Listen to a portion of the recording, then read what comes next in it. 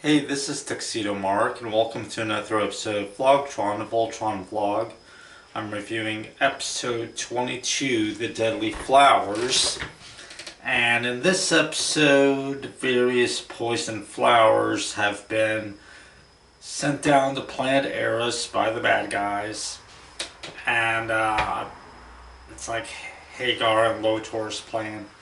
And a while after inhaling, the person basically gets poisoned, and the one to cure is another flower on another planet.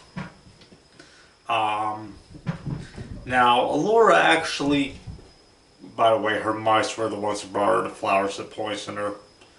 There's a cute moment where they shower, the mice shower after learning that the flowers are poisoned. But anyway, Allura comes up with an idea. She actually has some scientific knowledge, and she wants to take her blue line, which was designed for use in water, to that planet to get around it, some kind of natural defenses or something, and get the flowers.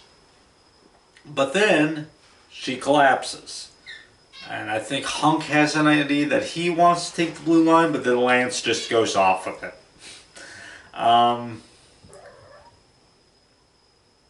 So when he gets to the planet, he gets attacked by natives. There's this woman named Farla, which is kind of similar to Allura's Japanese name, Farla.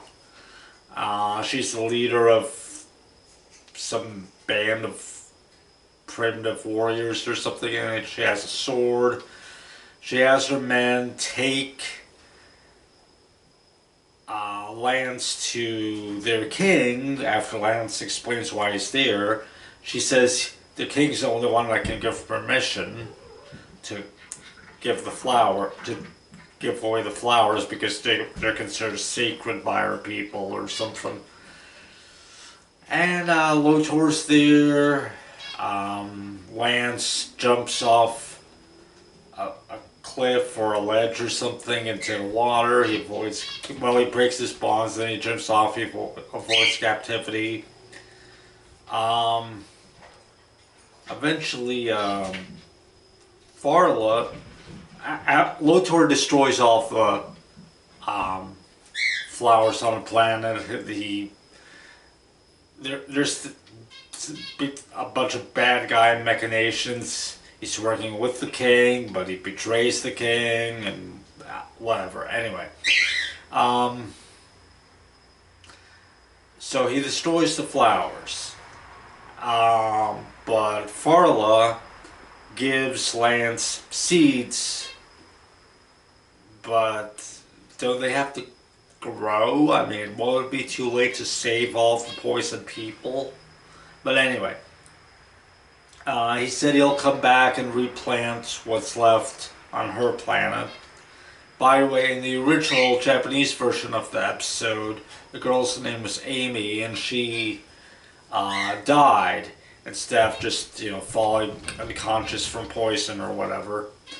And she told him to make sure flowers are planted and bloom everywhere, not back on her home planet, where I guess there's no point in doing it anymore. So Lance returns to Eris. They form Voltron. By the way, Allura, she somehow gets up and she goes to fight. She takes the red line. Now, Nanny tries to stop her, and Allura shoves her onto the bed, and that's awesome. More violence toward Nanny, please. Allura displays no signs of poison or illness or anything when she fights. She's not even shown being given a cure. But anyway, Lance arrives, they form Voltron. So in this one battle, Lance is in the blue line and Allura's in the red line. Not that it makes any difference. But anyway, they defeat the Roe Beast. everything's okay.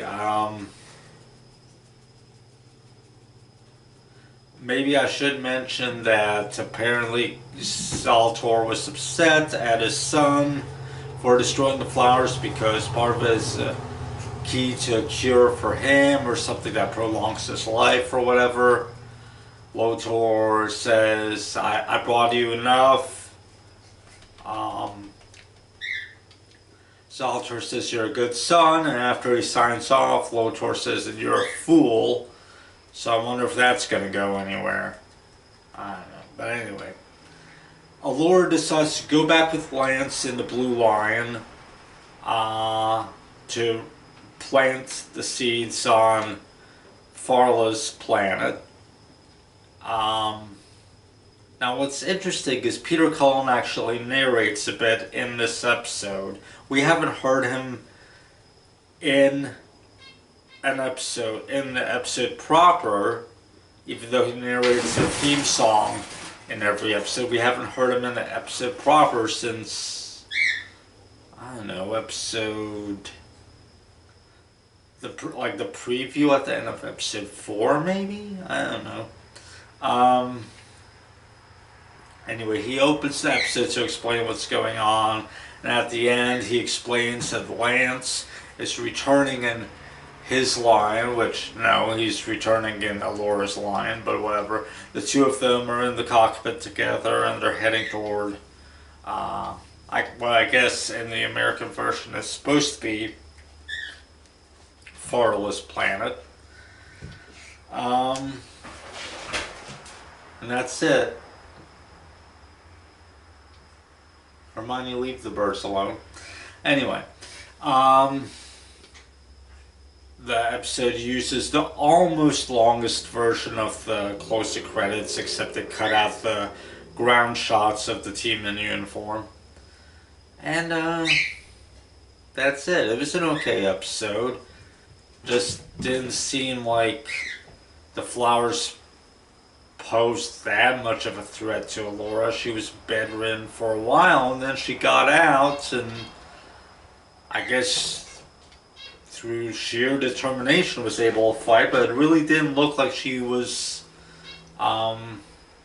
incapacitated because of the flowers. It didn't affect her battle performance or anything. But anyway, that's it. Thanks for watching.